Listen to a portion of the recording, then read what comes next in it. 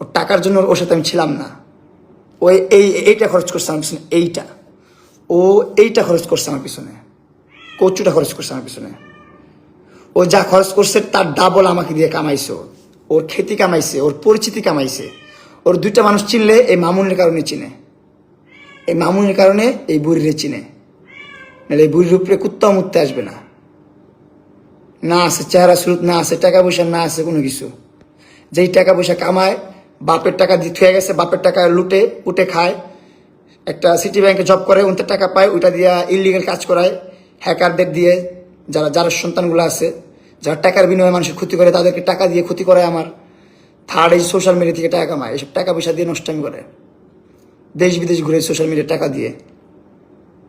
তার 15টা পেজে সে টাকা কামায়। আমি তো সোশ্যাল মিডিয়ার টাকার প্রতি কোনো লোভ লালসা এখন আর নাই। সোশ্যাল মিডিয়া থেকে টাকা কামাইতে পারি না, আমি টাকা কামাই না আমি, কারণ আমি ভিডিও ছাড়ি না।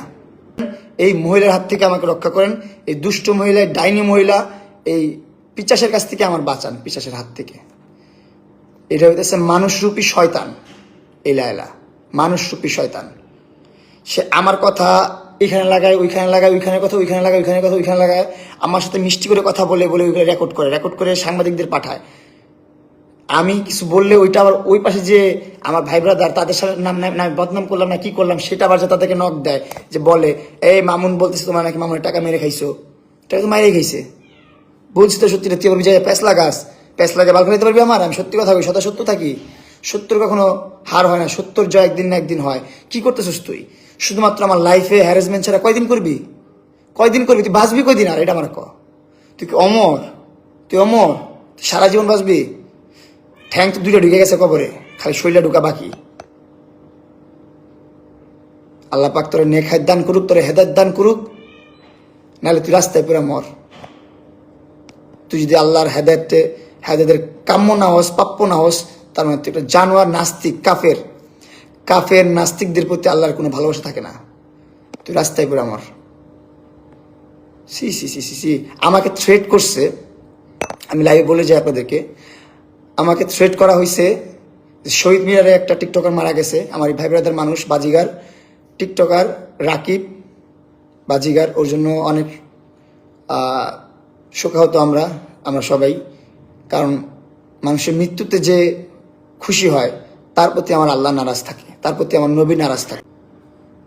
আমাকে থ্রেট করছে যে শহীদ মিনারে যে মারা গেছে, ওপেনে গুলি করে মারছে রাকিব, টিকটকার রাকিবকে, সে আমার ভাই ব্রাদার মানুষ। তার মৃত্যুতে আমরা সবাই শোকাহত, তাকে আল্লাহ পাক জান্নাত নসিব করুক। তার মতো তুই মরিস না। যে কোনো সময়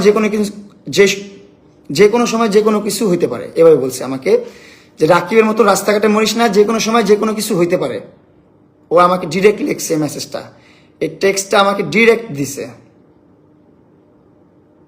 এটা কি ইফেক্ট মেরে দিল কেটে আবার? তার মানে কি রাস্তাঘাটে আমি গুলি করে মারবো? ঠিক আছে, আমিও রেডি গুলি খাওয়ার জন্য। আপনারা অনেকে বলতে পারেন যে আমি এটা মিথ্যা বলতেছি, বানানোর কথা বলতেছি। আমি আপনাকে মেসেজের স্ক্রিনশটটা দেখাচ্ছি, আমাকে 1 মিনিট দেন।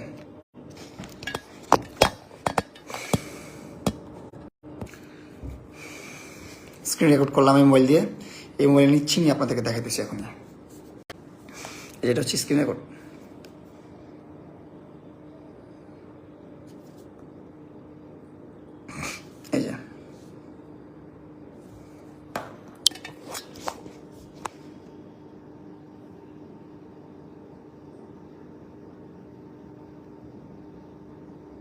এই যে রাকিবের মতো আবার লেখছে আজকে ভিডিওটার জন্য উম্মা। দেখেন একটা মানুষ কতটা বেহায়া, কতটা বেশরম, কতটা জঘন্য হইতে পারে, কতটা জঘন্য বলেন তো? কোন লেভেলের জঘন্য মহিলা হইলে, কোন লেভেলের সাইকো হইলে, কোন লেভেলের মাদাফাকার হইলে এই কাজটা করতে পারে? এই যে দেখেন রাকিবের মতো মইরা যাইস না, নিজে খেয়াল রাখিস, কত কিছু হবে লাইফে। নিজে ঠিক তো সব ঠিক, মানে রাকিবের মতো শহীদ মিনারে যে গুলি করে মারছে ওপেনে তারপর আমার ভিডিও থেকে স্ক্রিনশট নিয়ে লিখছে আজকে ভিডিওটার জন্য উম্মা, থ্যাংক ইউ পাখি। এটা কোনো কথা হইল? ওপেনলি থ্রেড ইনফরমেশন দেখেন, আমি নাম্বারটা দেখাই। এটা ওর নেপালি নাম্বার, ওর নিজের নাম্বার, ওর ভোটার আইডি কার্ড দিয়ে তোলা, ওর পাসপোর্ট দিয়ে তোলা এই নাম্বারটা আমি দেখ। আবার আমার বউকে নিয়ে বাজে বাজে মেসেজ, বাজে বাজে ইয়ে দিচ্ছে, খুব বাজে বাজে ইনফরমেশন পাঠাচ্ছে আমাকে, যেগুলোতে আমি বদারই করি না। আমি ওর সব কিছু জেনে ওরে বিয়ে করছি, ওর সব কিছু জেনে আমি ওরে ভালোবাসি। ওর লাইফে ও কি করছে না করছে জেনে আমি বিয়ে করছি ওরে।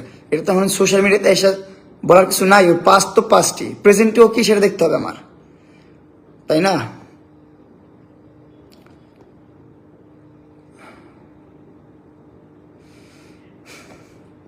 সবকিছু এখন আপনাদের উপর ছেড়ে দিছি।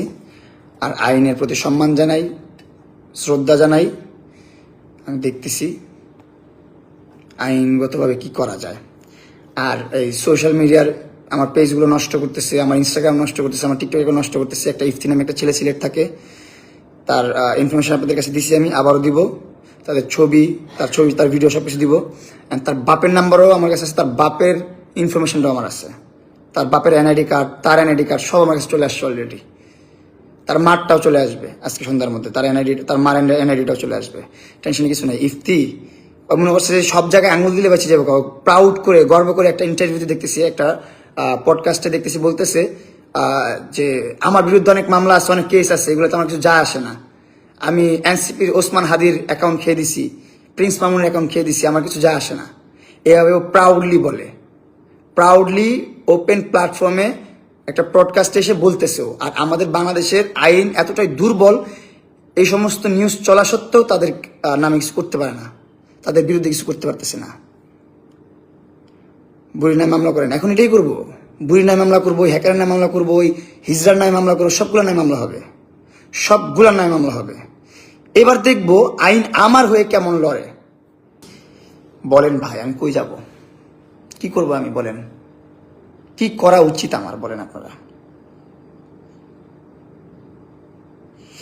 মামলা যা মন চায় তা দিতেছে, যা মন চায় তা করতেছে। রুকো, এবার থামো। এবার মামলা হ্যারাসমেন্ট কারে বলে তোমার দেখাইতেছি। টাকার জন্য না, টাকার জোর তো। সবাই ভালো থাকবেন, সুস্থ থাকবেন, এটাই বলে গেলাম। আমার যদি মৃত্যুবরণ হয়, আমি যদি মরে যাই, আমি যদি দুনিয়াতে না থাকি, এনি হাউ এনি সিচুয়েশন, এগুলোর জন্য দায়ী আপনারাই থাকবেন। এগুলোর জন্য দায়ী এই বুড়ি মহিলা থাকবে, যে ওর বাসায় বসে বসে সাংবাদিক দিয়ে ম্যানিপুলেশন করতেছে অনলাইনের মাধ্যমে, তারপর চামচাদের মাধ্যমে। সাংবাদিকগুলোরা বলে রাখতেছি, ভাই এই হারামের টাকা দিয়ে বাচ্চাদের দুধ খাওয়াইতেছেন না, এই দুধটা পেটে যেতেছে না, সব বুঝবেন, সবগুলোর হিসাব আপনাদের দিতে হবে ইনশাল্লাহ।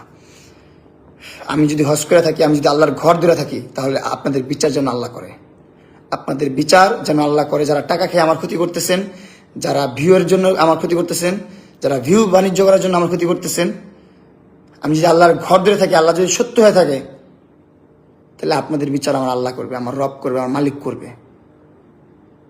যারা হাসেন, ঠাট্টা মশকরা করেন, আপনাদের সাথে যখন হবে এই ঘটনাগুলো, আপনার সাথে, আপনার সন্তানের সাথে, আপনার স্বামীর সাথে, আপনার বাপের সাথে হবে, তখন বুঝবেন কত দানে কত চাল। এতটুকুই বললাম। ভালো থাকবেন সবাই, আল্লাহ হাফেজ।